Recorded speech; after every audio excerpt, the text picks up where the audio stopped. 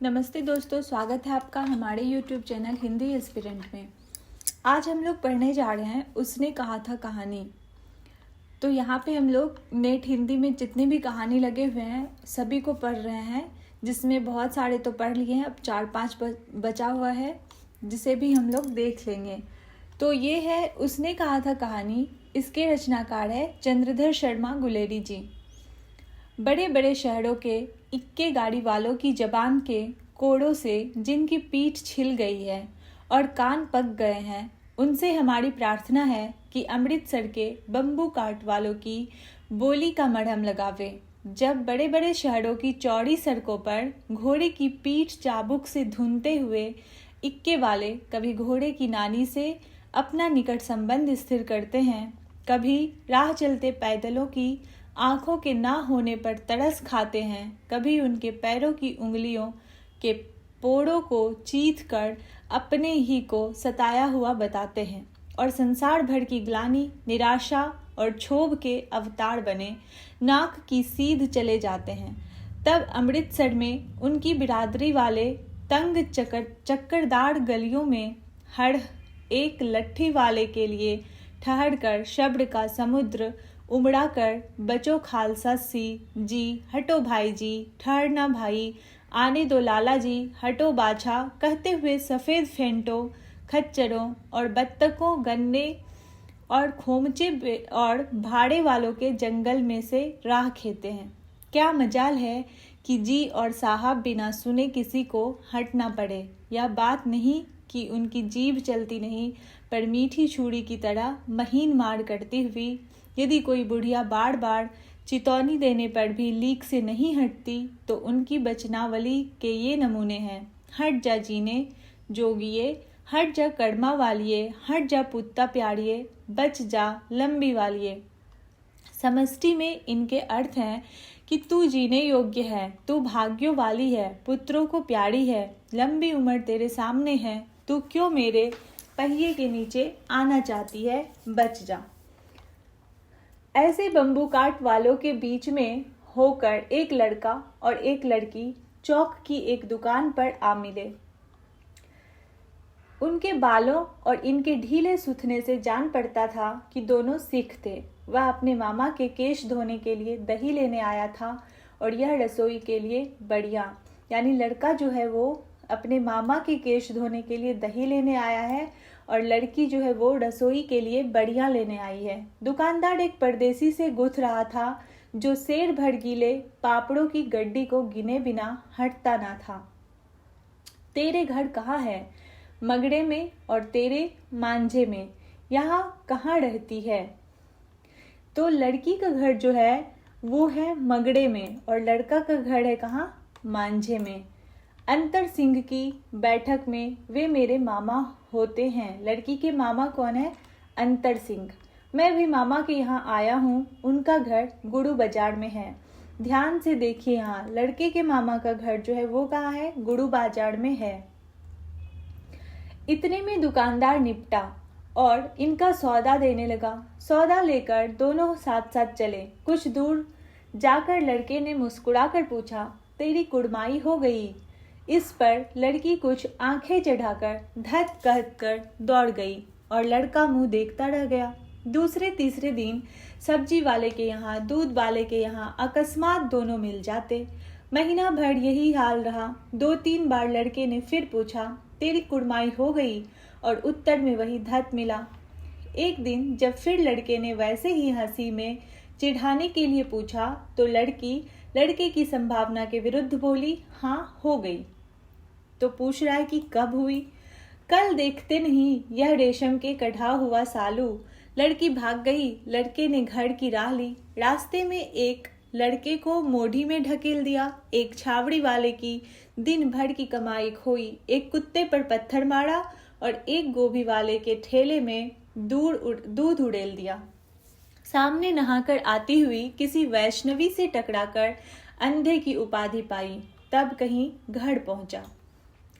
आगे देखिए, राम राम, यह भी कोई लड़ाई है? 2-3 दिन रात खंदकों में बैठे हड्डियां अकड़ गई। लुधियाना से 10 गुना जाड़ा और मेह और बर्फ ऊपर से। पिंडलियों तक कीचड़ में धंसे हुए हैं, जमीन कहीं दिखती नहीं। घंटे 2 घंटे में कान के पर्दे फाड़ने वाले धमाके के साथ सारी खंदक हिल जाती है और 100-100 गज धरती उछल पड़ती है। इस गैबी गोले से बचे तो कोई लड़े। नगर कोट का जलजला सुना था। यहाँ दिन में 25 जलजले होते हैं। जो कहीं खंदक से बाहर साफा या कुहनी निकल गई तो चटाक से गोली लगती है। ना मालूम बेईमान मिट्टी में लेटे हुए हैं या घास की पत्तियों में छिपे रहते हैं। लहना सिंह और दिन रात, लहना सिंह जो है वो और 3 दिन है बोलता है। 4 तो खंदक में बिता ही दिए, परसों रिलीफ आ जाएगी और फिर 7 दिन की छुट्टी। ये कौन बोल रहा है? लहना सिंह बोल रहा है। अपने हाथों झटका करेंगे और पेट भरकर खाकर सो जाएंगे। उसी फिरंगी मैम के बाग में मखमल का सा हरा घास फल और दूध की वर्षा कर देती है। लाख कहते हैं दाम नहीं लेती, कहती है तुम राजा हो, मेरे मुल्क को बचाने आए हो। 4 दिन तक एक पलक नींद नहीं मिली। बिना फेरे घोड़ा बिगड़ता है और बिना लड़े सिपाही। मुझे तो संगीन चढ़ाकर मार्च का हुक्म मिल जाए, फिर 7 जर्मनों को अकेला मार दूंगा। मारकर ना लौटूं तो मुझे दरबार साहब की दहली पर मत्था टेकना नसीब ना हो। पाजी कही के कलों के घोड़े रंगीन संगीन देखते ही मुंह फाड़ देते हैं और पैर पकड़ने लगते हैं। यो अंधेरे में 30-30 मन का गोला फेंकते हैं। उस दिन धावा किया था, 4 मील तक एक जर्मन नहीं छोड़ा था। पीछे जनरल ने हट जाने का कमान दिया, नहीं तो यहाँ पे कथन को ध्यान से पढ़िए। उसने कहा था से बार बार कथन हमें पूछा जाता है कि किसका कथन है, तो ये सारे कथन देख लीजिए और नोट कर लीजिएगा एक जगह कि किसने क्या कहा है। आगे देखिए क्या कहता है। पीछे जनरल ने हट जाने का कमान दिया, नहीं तो सीधे बर्लिन पहुंच जाते। जगह का भी नाम पूछता है, किस किस जगह का उल्लेख है, तो बर्लिन है। सूबेदार हजारा सिंह ने मुस्कुराकर कहा, लड़ाई के मामले जमादार या नायक के चलाए नहीं चलते।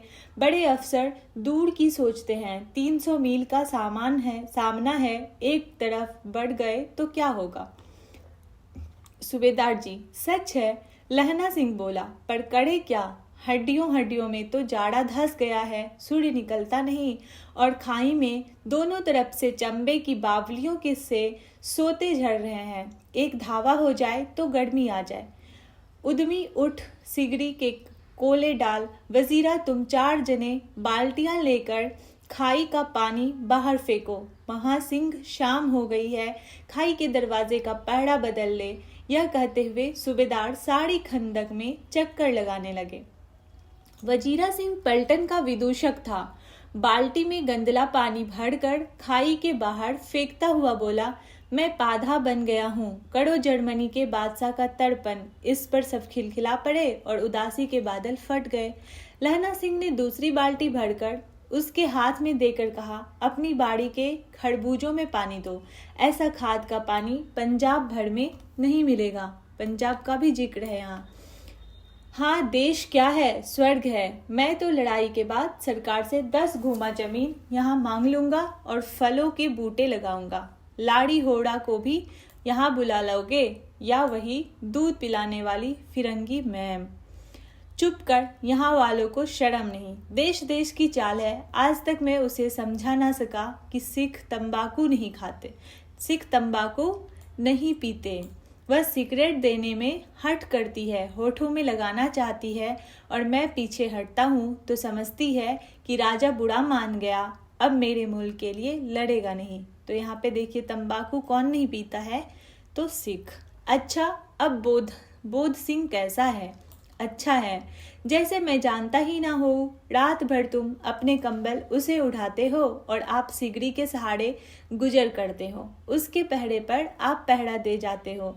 अपने सूखे लकड़ी के तख्तों पर उसे सुलाते हो। आप कीचड़ में पड़े रहते हो। कहीं तुम ना मान दे पड़ जाना। जाड़ा क्या है, मौत है, और निमोनिया से मरने वाले को मुरब्बे नहीं मिला करते। मेरा डर मत करो, मैं तो बुलेल की खड़ के किनारे मरूंगा। भाई कीरत सिंह की गोदी पर मेरा सिर होगा और मेरे हाथ के लगाए हुए आंगन के आम के पेड़ की छाया होगी। वजीरा सिंह ने त्योड़ी चढ़ाकर कहा, क्या मरने मारने की बात लगाई है मेरे जर्मनी और तुड़क। हाँ भाइयों, कैसे। यहाँ देखिए, ये है, दिल्ली शहर ते पिशोर नू जान दिए, कर लेना लौंगा दा बपार मारिए, कर लेना नाड़े दा सौदा आड़िए, ओए लाना चटाका कुदवे नू कद्दू बनाया वे मज़ेदार गोड़िए, हुन लाना चटाका कदवे नू। यहाँ पे ये गाना है। कौन जानता था कि दाढ़ियों वाले घर बाड़ी सिख ऐसे लुच्चों के गीत गाएंगे। पर सारी खंदक इस गीत से गूंज उठी और सिपाही फिर ताजे हो गए, मानो 4 दिन से सोते और मौज ही करते रहे हों। दोपहर रात हो गई है, अंधेरा है, सन्नाटा छाया हुआ है। बोधा सिंह खाली बिस्कुटों के 3 टीनों पर अपने दोनों कंबल बिछाकर और लहना सिंह के 2 कंबल और 1 बड़ान कोट ओढ़कर सो रहा है। लहना सिंह पहड़े पर खड़ा हुआ है, एक आंख खाई के मुंह पर है और एक बोधा सिंह के दुबले शरीर पर। बोधा सिंह कड़ाहा, क्यों बोधा भाई, क्या है? पानी पिला दो, लहना सिंह ने कटोरा उसके मुंह से लगाकर पूछा। कहो कैसे हो? पानी पीकर बोधा बोला, कंपनी छूट रही है, रोम रोम में तार दौड़ रहे हैं, दांत बज रहे हैं। अच्छा मेरी जर्सी पहन लो। और तुम? मेरे पास सिगरी है और मुझे गर्मी लगती है, पसीना आ रहा है। ना, मैं नहीं पहनता, 4 दिन से तुम मेरे लिए। हाँ याद आई, मेरे पास दूसरी गरम जर्सी है, आज सवेरे ही आई है, विलायत से बुन बुन कर भेज रही है मैं गुरु उनका भला करे। यों कह कर लहना अपना कोट उतार कर जर्सी उतारने लगा। सच कहते हो क्या और नहीं झूठ? यों कहकर ना ही करते बोधा को उसने जबरदस्ती जर्सी पहना दी और आप खाकी कोट और जीन का कुर्ता पहनकर पहरे पर आ खड़ा हुआ। मेम की जर्सी की कथा केवल कथा थी, यानी कि वो झूठ बोला था। आधा घंटा बीता, इतने में खाई के मुंह से आवाज आई, सूबेदार हजारा सिंह। कौन? लप्टन साहब, हुक्म हुजूर, कहकर सूबेदार तनकर फौजी सलाम करके सामने हुआ। देखो, इसी दम धावा करना होगा। मील भर की दूरी पर पूरब के कोने में एक जर्मनी खाई है, उसमें 50 से ज्यादा जर्मन नहीं है। इन पेड़ों के नीचे नीचे 2 खेत काट कर रास्ता है, 3-4 घुमाव है, जहाँ मोड़ है वहाँ 15 जवान खड़े कर आया हूँ। तुम यहाँ 10 आदमी छोड़कर सबको साथ ले उनसे जा मिलो, खंदक छीनकर वहीं, जब तक दूसरा हुक्म ना मिले डटे रहो, हम यहाँ रहेंगे। जो हुक्म। चुपचाप सब तैयार हो गए। बोधा भी कंबल उतार कर चलने लगा। तब लहना सिंह ने उसे रोका। लहना सिंह आगे हुआ तो बोधा के बाप सूबेदार ने उंगली से बोधा की ओर इशारा किया। लहना सिंह समझकर चुप हो गया। पीछे 10 आदमी कौन है, इस पर बड़ी हुज्जत हुई। कोई रहना न चाहता था। समझा बुझा कर सूबेदार ने मार्च किया। लप्टन साहब लहना की सिगरी के पास मुंह फेर कर खड़े हो गए और जेब से सिगरेट निकालकर सुलगाने लगे। 10 मिनट बाद उन्होंने लहना की ओर हाथ बढ़ाकर कहा, लो तुम भी पियो। देखिए, यहाँ पे सिगरेट पीने का जिक्र है, जबकि सिख सिगरेट नहीं पीते हैं। आंख मारते मारते लहना सिंह सब समझ गया। मुंह का भाव छिपाकर बोला, लाओ साहब। हाथ आगे करते ही उसने सिगरी के उजाले में साहब का मुंह देखा, बाल देखे, तब उसका माथा ठनका। लप्टन साहब के पट्टियों वाले बाल एक दिन में ही कहाँ उड़ गए और उनकी जगह कैदियों से कटे बाल कहाँ से आ गए। शायद साहब शराब पिए हुए हैं और उन्हें बाल कटवाने का मौका मिल गया है। लहना सिंह ने जांचना चाहा। लप्टन साहब 5 वर्ष से उसकी रेजिमेंट में थे। क्यों साहब, हम लोग हिंदुस्तान कब जाएंगे? लड़ाई खत्म होने पर। क्यों? क्या यह देश पसंद नहीं? नहीं साहब, शिकार के वे मजे यहाँ कहाँ। याद है पार साल नकली लड़ाई में पीछे हम आप जगाधरी जिले में शिकार करने गए थे। हाँ, वहीं जब आप खोते पर सवार थे और आपका खानसामा अब्दुल्ला रास्ते के एक मंदिर में जल चढ़ाने को रह गया था। बेशक पाजी कहीं का सामने से वह नील गाय निकली कि ऐसी बड़ी मैंने कभी ना देखी थी, और आपकी एक गोली कंधे में लगी और पुट्ठे में निकली। ऐसे अफसर के साथ शिकार खेलने में मजा है। क्यों साहब, शिमले से तैयार होकर उस नील गाय का सिर आ गया था ना। आपने कहा था कि रेजिमेंट की मैस में लगाएंगे। हाँ, पर मैंने वह विलायत भेज दिया। ऐसे बड़े बड़े सींग 2-2 फुट के तो होंगे। हाँ, लहना सिंह 2 फुट 4 इंच के थे। तुमने सिगरेट नहीं पी। पीता हूँ साहब, दिया सलाई ले आता हूँ, कहकर लहना सिंह खंदक में घुसा। अब उसे संदेह नहीं रहा था। उसने झटपट निश्चय कर लिया कि क्या करना चाहिए। अंधेरे में किसी सोने वाले से वह टकराया। कौन? वजीरा सिंह? हाँ। क्यों लहना, क्या कयामत आ गई? जरा तो आंख लगने दी होती। तो यहाँ वजीरा सिंह भी उठ गया। होश में आओ, कयामत आई है और लप्टन साहब की वर्दी पहन कर आई है। क्या लप्टन साहब या तो मारे गए या कैद हो गए हैं। उसकी वर्दी पहनकर कोई जर्मन आया है। यहाँ से देखिए क्वेश्चन आ सकता है कि लप्टन साहब के वर्दी में कौन आया था। तो जर्मन आया था।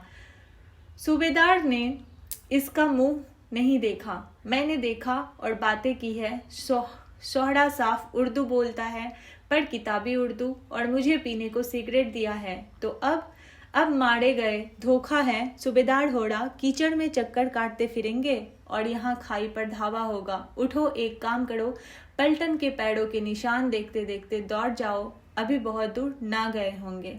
सूबेदार से कहो एकदम लौट आए। खंदक की बात झूठ है, चले जाओ, खंदक के पीछे से निकल जाओ, पत्ता तक ना खड़के, देर मत करो। हुक्म तो यह है कि यही ऐसी तैसी हुक्म की। मेरा हुक्म जमादार लहना सिंह, जो इस वक्त यहाँ सबसे बड़ा अफसर है, उसका हुक्म है। मैं लप्टन साहब की खबर लेता हूँ।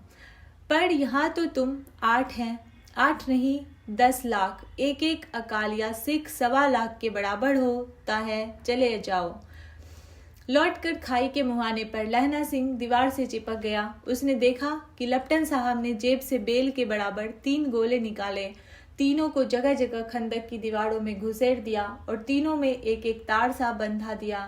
तार के आगे सूत की एक गुत्थी थी, जिसे सिगड़ी के पास रखा।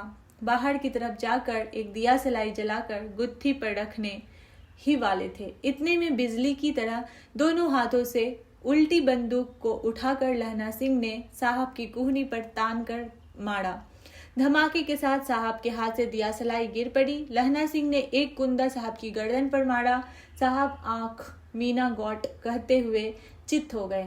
लहना सिंह ने तीनों गोले बीन कर खंदक के बाहर फेंके और साहब को घसीट कर सिगड़ी के पास लिटाया। जेबों की तलाशी ली। 3-4 लिफाफे और एक डायरी निकलकर उन्हें अपनी जेब के हवाले कर दिया।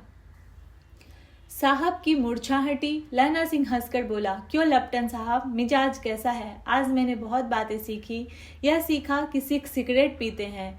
यह सीखा कि जगाधरी के जिले में नील गायें होती है और उसके 2 फुट 4 इंच के सींग होते हैं। यह सीखा कि मुसलमान खानसामा मूर्तियों पर जल चढ़ाते हैं और लप्टन साहब खोते पर चढ़ते हैं। पर यह तो कहो, ऐसी साफ उर्दू कहाँ से सिखाए? हमारे लप्टन साहब तो बिन डेम के 5 लफ्ज भी नहीं बोला करते। लहना ने पतलून के जेबों की तलाश नहीं ली थी। साहब ने मानो जाड़े से बचने के लिए दोनों हाथ जेबों में डाले। लहना सिंह कहता गया, चालाक तो बड़े हो, पर माझे का लहना इतने बरस लप्टन साहब के साथ रहा है। माझे का लहना, देखिए ये वही लड़का है। उसे चकमा देने के लिए 4 आंखें चाहिए। 3 महीने हुए। एक तुर्की मौलवी मेरे गांव आया था। औरतों के बच्चे होने के ताबीज बांटता था और बच्चों को दवाई देता था। चौधरी के बड़ के नीचे मंजा बिछाकर हुक्का पीता रहता था और कहता था, जर्मनी वाले बड़े पंडित हैं, वेद पढ़ पढ़कर उसमें से विमान चलाने की विद्या जान गए हैं। गौ को नहीं मारते, हिंदुस्तान में आ जाएंगे तो गौ हत्या बंद कर देंगे। मंडी के बनियों को बहकाता कि डाक खाने से रुपया निकाल लो, सरकार का राज्य जाने वाला है। डाक बाबू पोलूराम भी डर गया था। मैंने मुल्ला जी की दाढ़ी मूड़ दी थी और गांव से बाहर निकाल कर कहा था कि जो मेरे गांव में अब पैर रखा तो ये कहानी सुना रहा है। साहब की जेब में से पिस्तौल चला और लहना सिंह जांघ में गोली लगी। इधर लहना की हेनरी मार्टिन के 2 फायरों से साहब की कपाल क्रिया कर दी। धड़ाका सुनकर सब दौड़ाए। बोधा चिल्लाया, क्या है? लहना सिंह ने उसे यह कहकर सुला दिया कि एक हड़का हुआ कुत्ता आया था, मार दिया और औरों से सब हाल कह दिया। सब बंदूकें लेकर तैयार हो गए। लहना ने साफा फाड़कर घाव के दोनों तरफ पट्टियां कस ली। घाव मांस में ही था। पट्टियों के कसने से लहू निकलना बंद हो गया। इतने में स्तर जर्मन चिल्लाकर खाई में घुस पड़े। सिखों की बंदूकों की बाढ़ ने पहले धावे को रोका, दूसरे को रोका, पर यहाँ थे 8। लहना सिंह तक मार रहा था। वह खड़ा था और लेटे हुए थे, और वे 70, यानी कि ये 8 लोग थे और वे 70 लोग थे। अपने मुर्दा भाइयों के शरीर पर चढ़कर जर्मन आगे घुसे आते थे। थोड़े से मिनटों में ही वे अचानक आवाज आई, वाह गुरुजी की फतह, वाह गुरुजी का खालसा, और धड़ाधड़ बंदूकों के फायर जर्मनी की पीठ पर पड़ने लगे। ऐन मौके पर जर्मन 2 चक्की के पाटों के बीच में आ गए। पीछे से सूबेदार हजारा सिंह के जवान आग बरसाते थे और सामने से लहना सिंह के साथियों के संगीन चल रहे थे। पास आने पर पीछे वालों ने भी संगीन पिरोना शुरू किया। एक किलकारी और अकाल सिक्खा दी फौज आई, वाह गुरुजी दी फतह, वाह गुरुजी द खालसा, सत श्री अकाल पुरुष, और लड़ाई खत्म हो गई। 63 जर्मन या तो खेत रहे या कड़ाते रहे। यहाँ देखिए, 63 जर्मन या तो खेत रहे या कड़ाते रहे। सिखों में 15 के प्राण गए। सिख कितने गए? 15। सूबेदार के दाहिने कंधे में से गोली आर पार निकल गई। लहना सिंह की पसली में एक गोली लगी। उसने घाव को खंदक की गीली मिट्टी से पुर लिया और बाकी का साफा कसकर कमर बंद की तरह लपेट लिया। किसी को खबर ना हुई कि लहना को दूसरा घाव भी भारी घाव लगा है। लड़ाई के समय चांद निकल आया था, ऐसा चांद जिसके प्रकाश से संस्कृत कवियों का दिया हुआ छई नाम सार्थक होता है, और हवा ऐसी चल रही थी जैसी वान भट्ट की भाषाओं में दंत वीणोपदेशाचार्य कहलाती है। वजीरा सिंह कह रहा था कि कैसे मन भर फ्रांस की भूमि मेरे बूटों से चिपक रही थी जब मैं दौड़ा सूबेदार के पीछे गया था। सूबेदार लहना सिंह ने सारा हाल सुनकर कागजात पाकर वे उसकी तुरंत बुद्धि को सराह रहे थे और कह रहे थे कि तू ना होता तो आज सब मारे जाते। इस लड़ाई की आवाज 3 मील दाहिनी ओर की खाई वालों ने सुन ली थी। उन्होंने पीछे टेलीफोन कर दिया था। वहां से झटपट 2 डॉक्टर और 2 बीमार ढोने वाली गाड़ियां चली आई, जो कोई 1.5 घंटे के अंदर आ पहुंची। फील्ड अस्पताल नजदीक था। सुबह होते होते वहां पहुंच जाएंगे, इसलिए मामूली पट्टी बांधकर एक गाड़ी में घायल लिटाए गए और दूसरी में लाशें रखी गई। सूबेदार सिंह ने लहना सिंह की जांघ में पट्टी बंधवानी चाहिए, पर उसने यह कहकर टाल दिया कि थोड़ा घाव है, सवेरे देखा जाएगा। बोधा सिंह ज्वर में बर्रा रहा था। वह गाड़ी में लिटाया गया। लहना को छोड़कर सूबेदार जाते नहीं थे। यह देख लहना ने कहा, तुम्हें बोधा की कसम है और सूबेदार जीनी की सौगंध है जो इस गाड़ी में ना चले जाओ, और तुम मेरे लिए वहां पहुंचकर गाड़ी भेज देना, और जर्मन मुर्दों के लिए भी गाड़ियां आती होगी। मेरा हाल बुरा नहीं है, देखते नहीं मैं खड़ा हूँ। वजीरा सिंह मेरे पास है ही। अच्छा, पर बोधा गाड़ी पर लेट गया। भला आप भी चढ़ जाओ। सुनिए तो सूबेदारनी, होड़ा को चिट्ठी लिखो तो मेरा मत्था टेकना लिख देना, और जब घर जाओ तो कह देना कि मुझसे जो उसने कहा था वह मैंने कर दिया। गाड़ियां चल पड़ी थी। सूबेदार ने चढ़ते चढ़ते लहना का हाथ पकड़कर कहा, तेने मेरे और बोधा के प्राण बचाए हैं, लिखना कैसा, साथ ही घर चलेंगे। अपनी सूबेदारनी को तू ही कह देना उसने क्या कहा था। अब आप गाड़ी पर चढ़ जाओ, मैंने जो कहा वह लिख देना और कह भी देना। गाड़ी के जाते लहना लेट गया। वजीरा पानी पिला दे और मेरा कमरबंद खोल दे, तड़ हो रहा है। मृत्यु के कुछ समय पहले स्मृति बहुत कुछ साफ हो जाती है। जन्म भर की घटनाएं एक एक करके सामने आती है। सारे दृश्यों के रंग साफ होते हैं। समय की धुंध बिल्कुल उन पर से हट जाती है। लहना सिंह 12 वर्ष का है। अमृतसर में मामा के यहाँ आया हुआ है। देखिए, यहाँ से पिछले कहानी का फिर से है। यानी कि लहना सिंह का बचपना का फिर से शुरू हुआ। लहना सिंह जो है वो 12 बरस का है, यहाँ पे इसका उम्र याद रखिए। और वो कहाँ आया था, तो अपने मामा के यहाँ अमृतसर आया था, दही वाले के यहाँ, सब्जी वाले के यहाँ, हर कहीं उसे एक 8 वर्ष की लड़की मिलती थी, जिससे वो पूछता था तेरी कुड़माई हो गई। तब धत कहकर वह भाग जाती है। एक दिन उसने वैसे ही पूछा तो उसने कहा हाँ। यहाँ पे देखिए पीछे का ही थोड़ा सा स्लाइड है। 25 वर्ष बीत गए। अब लहना सिंह ने 77 राइफल्स में जमादार हो गया। उस 8 वर्ष की कन्या का ध्यान ही ना रहा, ना मालूम वह कभी नहीं मिली थी या मिली भी थी या नहीं। 7 दिन की छुट्टी लेकर जमीन के मुकदमे की पैरवी करने वह अपने घर आया था। यानी लहना सिंह जो है वो अब बड़ा होकर 77 राइफल्स में जमादार हो गया और उसे अब पहला कहानी कुछ ध्यान नहीं था, ठीक है। और वह जो है अपने घर आया था 7 दिन की छुट्टी पर मुकदमे की पैरवी करने के लिए। साथ ही सूबेदार हजारा सिंह की चिट्ठी मिली कि मैं और बोधा भी लाम पर जाते हैं। 7 दिन की छुट्टी लेकर जमीन के मुकदमे की पैरवी करने वह अपने घर आया। वहां रेजिमेंट के अफसर की चिट्ठी मिली कि फौज लाम पर जाती है और फौरन चले जाओ। साथ ही सूबेदार हजारा सिंह की चिट्ठी मिली कि मैं भी और बोधा सिंह भी लाम पर जाते हैं, लौटते हुए हमारे घर होते जाना, साथ ही चलेंगे। सूबेदार गांव रास्ते में पड़ता था और सूबेदार उसे बहुत चाहता था। लहना सिंह सूबेदार के यहाँ पहुंचा। जब चलने लगे तब सूबेदार बेढ़े में से निकल कर आया। बोला लहना, सूबेदारनी तुमको जानती है, बुलाती है, जा मिला। लहना सिंह भीतर पहुंचा। सूबेदारनी मुझे जानती है, कब से? रेजिमेंट के क्वार्टर में तो कभी सूबेदार के घर के लोग रहे नहीं। दरवाजे पर जाकर मत्था टेकना कहा। असी सुनी। लहना सिंह चुप। मुझे पहचाना नहीं? तेरी कुड़माई हो गई, धत कल हो गई। देखते नहीं, रेशमी बूटों वाला सालू अमृतसर में। भावों की टकराहट से मूर्छा खुली, करवट बदली, पसली का घाव बह निकला। वजीरा पानी पिला, उसने कहा था। इसे याद आ रहा है लहना सिंह को। स्वप्न चल रहा है। सूबेदारनी कह रही है, मैंने तेरे को आते ही पहचान लिया। एक काम कहती हूँ, मेरे तो भाग फूट गए। सरकार ने बहादुरी का खिताब दिया है, लायलपुर में जमीन दी है। आज नमक हलाली का मौका आया है, पर सरकार ने हम तीमियों की एक घघरिया पलटन क्यों ना बना दी, जो मैं भी सूबेदार जी के साथ चली जाती। एक बेटा है, फौज में भर्ती हुए उसे 1 ही बरस हुआ है। उसके पीछे 4 और हुए, पर एक भी नहीं जिया। सूबेदारनी रोने लगी। अब दोनों जाते हैं मेरे भाग। तुम्हें याद है एक दिन तांगे वाले का घोड़ा दही वाले की दुकान के पास बिगड़ गया था। तुमने उस दिन मेरे प्राण बचाए थे। आप घोड़े की लातों में चले गए थे और मुझे उठाकर दुकान के तख्ते पर खड़ा कर दिया था। ऐसे ही इन दोनों को बचाना, यह मेरी भिक्षा है। तुम्हें आगे आंचल पसारती हूँ। यानी सूबेदारनी जो है वो लहना सिंह से वचन लेती है।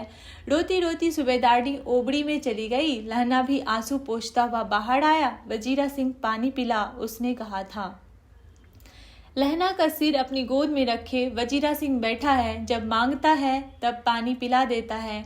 आध घंटे तक लहना चुप रहा, फिर बोला, कौन? कीरत सिंह? वजीरा ने कुछ समझकर कहा, हाँ भैया, मुझे उस और ऊंचा कर ले, अपने पट पर मेरा सिर रख ले। वजीरा ने वैसे ही किया। हाँ अब ठीक है, पानी पिला दे। बस अब के हाड़ में यह आम खूब फलेगा। चाचा भतीजा दोनों यहीं बैठकर आम खाना। जितना बड़ा तेरा भतीजा है उतना ही यह आम है। जिस महीने उसका जन्म हुआ था उसी महीने में मैंने इसे लगाया था। वजीरा सिंह के आंसू टप टप टपक रहे थे। कुछ दिन पीछे लोगों ने अखबारों में पढ़ा, फ्रांस और बेल्जियम 68वीं सूची, मैदान में घावों से मरा, नंबर 77, सिख राइफल्स, जमादार लहना सिंह। तो यहाँ कहानी खत्म होता है। देखिए कहानी जो भी हमारे सिलेबस में लगा हुआ है छोटा छोटा है, 2-4 कहानी ही थोड़ा लंबा है। तो अभी से बहुत टाइम है। आप लोग हर एक कहानी को 2 से 4 बार सुनिए, उसे पढ़िए और उससे इम्पोर्टेंट जितने भी लाइंस है उसको ध्यान से पढ़िए और अलग में लिखिए उसको और उसे ध्यान से पढ़ते रहिए, जिससे कि हमें कम से कम यूनिट 7 में सारे क्वेश्चन सही हो जाए। क्योंकि ये छोटा छोटा कहानी है और इसे 2 से 4 बार पढ़ने से सब कहानी आपके माइंड में आ जाएंगे। धन्यवाद।